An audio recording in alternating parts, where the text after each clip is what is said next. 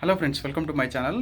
ఈ షా ఈ వీడియోలో అయితే మనము ప్రోమో గురించి అయితే అనలైజ్ చేద్దాము. అదే డార్క్ రూమ్లోకి వెళ్ళి బిగ్ బాస్ హౌస్ కంటెస్టెంట్స్ బెదిరించిన విధానము ఇది అన్ని సీజన్లో ఉండే, కాకుంటే ఈ సీజన్లో మాత్రం ఇప్పుడు రావడం అయితే జరిగింది. అయితే మన తమ్ముని చూశారు కదా, తనుజ అయితే గట్టిగా భయపడింది, గజగజ వణికిందంటే నిజంగానే తనుజ లోపలికి వెళ్ళిన తర్వాత దాన్ని దీన్ని టచ్ చేస్తూ, అంటే ఆ వస్తువుని ఈ వస్తువుని టచ్ చేస్తూ ప్రోమో చూసిన తర్వాత నా వీడియో చూడండి.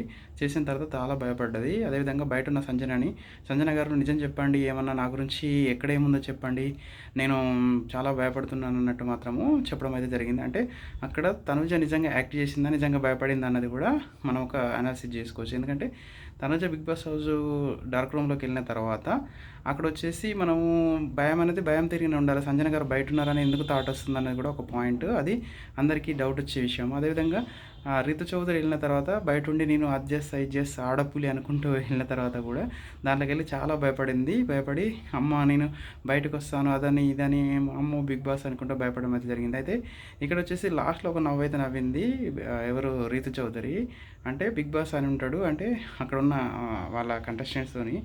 అండ్ ఏంటంటే మామూలుగా దయ్యం కంటే మీ నవ్వే బాగుంటుంది, ఒకసారి నవ్వండి అనేసరికి రీతు నవ్విందని అనుకుంటున్నాం ఫ్రెండ్స్. దాని మీద ఒక కామెంట్ చేయండి. పొద్దు నా ఛానల్ సబ్స్క్రైబ్ చేసుకోండి. Thank you. జై హింద్.